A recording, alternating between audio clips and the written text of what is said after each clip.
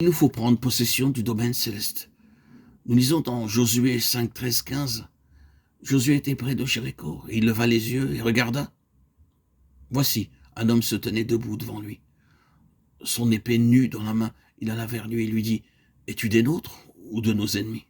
Il répondit, « Non, mais je suis le chef de l'armée de l'Éternel. J'arrive maintenant. » Josué tomba le visage contre terre, adora et dit, « Qu'est-ce que mon Seigneur dit à son serviteur ?» Le chef de l'armée de l'Éternel dit à Josué, « Ôte tes souliers de tes pieds, car le lieu sur lequel tu te tiens est saint. » Et Josué fit ainsi. Les yeux de votre cœur étant éclairés pour que vous sachiez quelle est l'espérance de son appel et quelles sont les richesses de la gloire de son héritage dans les saints. Éphésiens 1, 18. J'aimerais dire tout d'abord qu'il ne s'agit pas ici de parler de la correspondance qui existe entre le livre de Josué et la lettre aux Éphésiens. Nous sommes occupés dans cette étude par une pensée particulière autour de laquelle tout se rassemble et qui en est le centre. C'est que l'intention de Dieu est d'avoir une expression de la plénitude céleste sur cette terre à travers un peuple.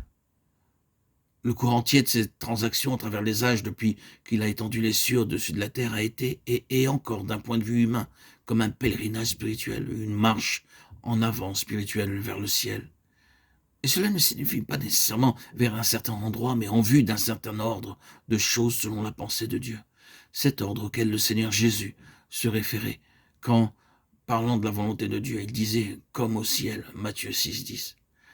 Avoir tout comme c'est dans le ciel, c'est vers cela qu'il y a cette voie céleste, cette course céleste, ce voyage céleste. Et nous cherchons à voir, parmi d'autres choses, la nature de cette voie céleste.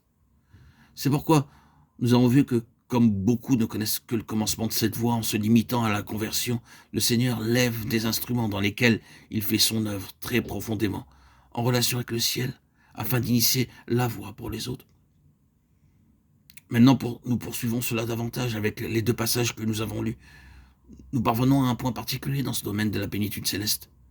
La deuxième moitié du livre de Josué, bien sûr, parle de l'héritage des tribus d'Israël. L'héritage est alors partagé, réparti proportionnellement et possédé par le peuple. Étrangement, dans la lettre aux Éphésiens, qui correspond à ce passage de Josué, l'accent est mis sur l'autre aspect.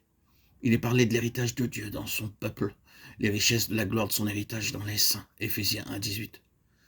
Et j'aimerais dire un mot à ce propos avant de poursuivre, car ce n'est pas différent, ce n'est pas quelque chose d'autre. C'est la même chose vue d'un autre côté.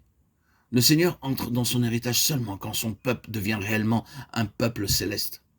Pour que le Seigneur ait son héritage, son peuple doit être là où il est vu dans la lettre aux Éphésiens, quand il prend réellement sa position et entre en possession, devenant véritablement un peuple céleste. Alors le Seigneur obtient son héritage. Voir les richesses de la gloire de son héritage dans les saints signifie que nous parvenons là où il peut voir cela en nous.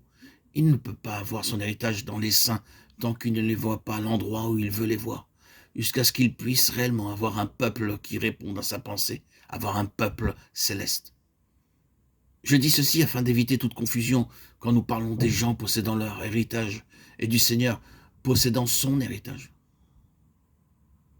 Maintenant, notre propos n'est pas seulement de préciser la vérité concernant l'héritage en Christ, qu'il soit pour nous ou pour le Seigneur, non, et pas uniquement la vérité, mise en avant dans la parole, que quand nous sommes en union avec Christ dans sa mort, l'ensevelissement et la résurrection, et parvenus de l'autre côté, nous entrons dans le domaine de la plénitude céleste. Le point que nous soulignons, c'est la nécessité de devenir réellement un peuple céleste, prenant possession de cet héritage, non pas doctrinalement, non pas théoriquement ni bibliquement, mais concrètement. Je suis sûr que vous voyez la vérité, vous la contemplez, vous reconnaissez que c'est une merveilleuse présentation. Je suis sûr que vous serrez cette pensée dans vos cœurs. Mais le problème, c'est que tout cela est si bien connu. Cela a été enseigné à beaucoup de croyants. Mais ils ne sont pas parvenus là. Ils ne sont pas réellement entrés dans l'expérience de cette position. Et de quelle utilité peut être toute notre doctrine, l'enseignement, l'interprétation, la contemplation de tout cela et de tout le reste, si nous ne sommes pas là. Ainsi, nous devons bien considérer cette voie pour y parvenir, pour que cela puisse devenir une réalité dans notre quotidien, dans nos vies.